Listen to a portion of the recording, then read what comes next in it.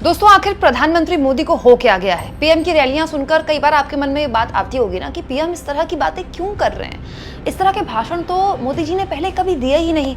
अगर आपको ऐसा लग रहा है दोस्तों कि पीएम मोदी इस तरह की बहकी बहकी बातें अपनी हार की छटपटाहट में कर रहे हैं या फिर उन्हें समझ नहीं आ रहा क्या बोले इसलिए वो ऐसा बोल रहे हैं, तो ऐसा नहीं है।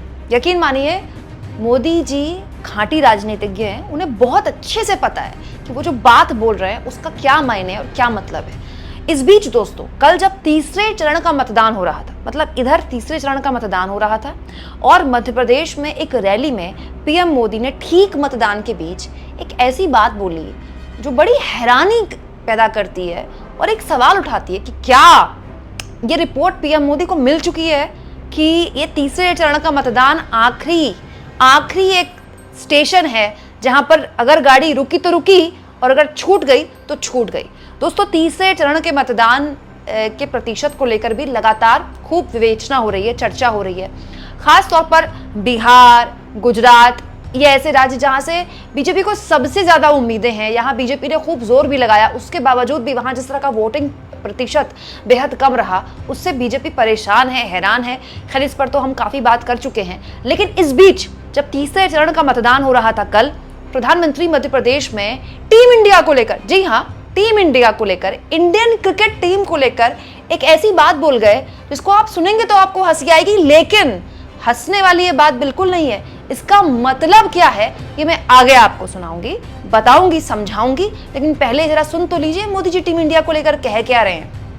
कांग्रेस का इरादा खेलों में भी अल्पसंख्यकों को प्राथमिकता का है, यानी क्रिकेट टीम में कौन रहेगा कौन नहीं रहेगा ये कांग्रेस अब धर्म के आधार पर तय करेगी। मतलब प्रधानमंत्री मोदी अपनी रैली में ये कह रहे हैं कि टीम इंडिया में आरक्षण धर्म के आधार पर कांग्रेस पार्टी ले आएगी अगर उनकी सरकार आ जाती है तो। प्रधानमंत्री मोदी को इस तरह की बात बोलने से पहले इस बात का एहसास है कि ऐसा कुछ नहीं होने वाला। ऐसा ना तो उनकी पार्टी कर सकती है ना कोई भी पार्टी कर सकती है, लेकिन फिर भी मोदी जी ये बोल रहे हैं, ये जानते हुए दोस्तों कि आजाद भारत के इतिहास में लगातार जो हमारे देश का क्रिकेट या बीसीसीआई जितना मजबूत हुआ है उसमें लगातार अलग अलग सरकारों का योगदान है। 83 में जब टीम इंडिया ने कपिल देव की कैप्टनसी में पहली बार वर्ल्ड कप जीता था दोस्तों, देश की प्रधानमंत्री जानते हैं कौन थी? इंदिरा गांधी थी। और कुछ इस तरह से इंदिरा गांधी ने उस कप को हाथ में उठाकर इस तरह से स्वागत किया था कपिल देव और उनकी पूरी की पूरी टीम का।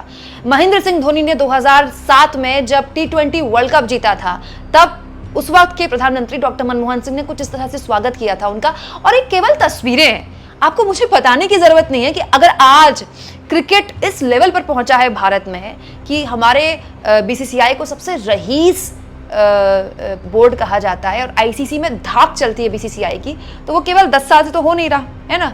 वो लगातार साल दर साल सरकारों का, अलग अलग सरकारों का, चाहे वो किसी की भी सरकार रही हो, उन सरकारों का प्रयास रहा हो। करीब 50-55 साल इस देश में कांग्रेस की सरकार रही है। अगर वाकई में धर्म के आधार पर आरक्षण टीम इंडिया में देना होता कांग्रेस को, तो वो उसके लिए बहुत आसान था, शुरुआत से वो दे सकती थी। लेकिन ऐसा कभी हुआ ही नहीं, क्योंकि ऐसा कभी टीम इंडिया को लेकर या खेल के किसी भी प्रतियोगिता में भारत में हुआ ही नहीं, क्योंकि खेल एक प्रतिभा का हिस्सा है, इसमें आरक्षण का कोई मापदंड नहीं है। लेकिन देखिए ना, कितनी होशियारी से पीएम मोदी यहाँ पर टीम इंडिया का जिक्र कर रहे हैं, क्योंकि प्रधानमंत्री जानते हैं कि क्रिकेट इस देश के लिए किस हद तक इंपॉर्टेंट है। मतलब हमारे देश में कहा जाता है कि धर्म की तरह क्रिकेट को पूजा जाता है।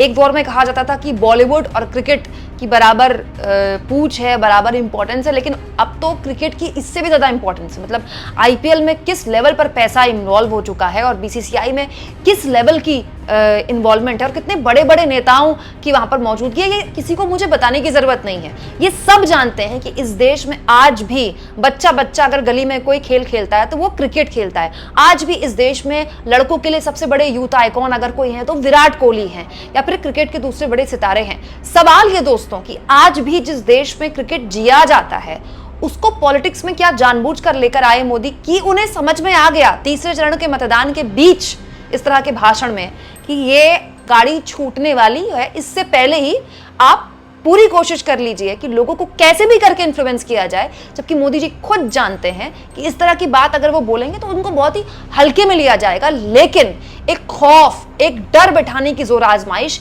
कि देखिए आपका अपना क्रिकेट जिसे आप जीते हैं, जिसमें टीम इंडिया की टीम में हिस्सा बनने का ख्वाब आप देखते हैं, वो ख्वाब भी आपसे छीना जा सकता है अगर फलानी पार्टी सरकार में आ जाती है तो। क्योंकि अगर वो आई तो वहां मुसलमानों को आरक्षण दे दिया जाएगा, धर्म के नाम पर आरक्षण दे दिया जाएगा। दोस्तों, इसके बाद पीएम मोदी यही नहीं रुकते हैं, आगे जो वो बात बोलते हैं उसको भी सुन लीजिए। मैं आज कांग्रेस से पूछता हूं, अगर ऐसा करना ही था तो 1947 में 1947 में जब देश आजाद हुआ तो कांग्रेस ने देशवार भारत माता का 3 टुकड़े क्यों कर दिए? भारत मां की भुजाएं क्यों काट दी? देश का बंटवारा क्यों किया?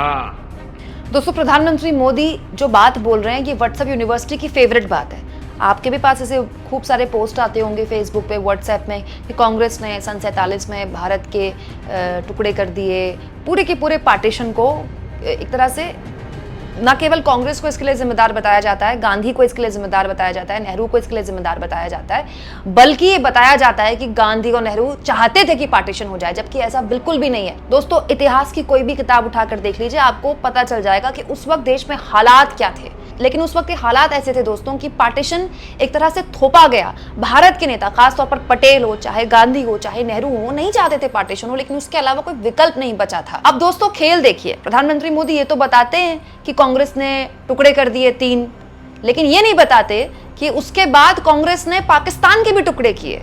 इंदिरा गांधी के नेतृत्व में जिस तरह से बांग्लादेश की स्थापना हुई, और खुले तौर पर दोस्तों इंदिरा गांधी ने न केवल बांग्लादेश को एक देश के तौर पर सबसे पहले मान्यता दी, बल्कि पाकिस्तान से उसकी स्वतंत्रता में पूरी तरह से भागीदारी अपनी दर्ज करवाई। और भारत को आज भी बांग्लादेश में इसके लिए याद किया जाता है। दोस्तों, आज भी वहां के लोग इस बात को याद करते हैं कि बांग्लादेश अगर बनाए तो उसमें भारत का सबसे बड़ा कंट्रीब्यूशन है। अब प्रधानमंत्री मोदी बता ही रहे हैं कि कांग्रेस पार्टी ने देश के टुकड़े किए, तो प्रधानमंत्री ये क्यों नहीं बताते हैं कि ये कांग्रेस पार्टी ही थी जिसके नेतृत्व में, इंदिरा गांधी के नेतृत्व में पाकिस्तान के 2 टुकड़े हो गए और बांग्लादेश हमने एक राष्ट्र न केवल बना दिया, बल्कि सबसे पहले उसे राष्ट्र के तौर पर उसको घोषित भी कर दिया, उसको दर्जा भी दे दिया राष्ट्र का। उसको लेकर भी लगातार भारत पर कई दबाव बनाए गए थे उस वक्त, अंतर्राष्ट्रीय दबाव, लेकिन कोई दबाव हमारी सरकार ने, उस वक्त की सरकार ने नहीं झेला। यहां मैं किसी नेता की तारीफ नहीं कर रही हूं, हर नेता दोस्तों, चाहे वो कोई प्रधानमंत्री हो, चाहे वो डॉक्टर मनमोहन सिंह हो, चाहे वो वाजपेयी हो, चाहे वो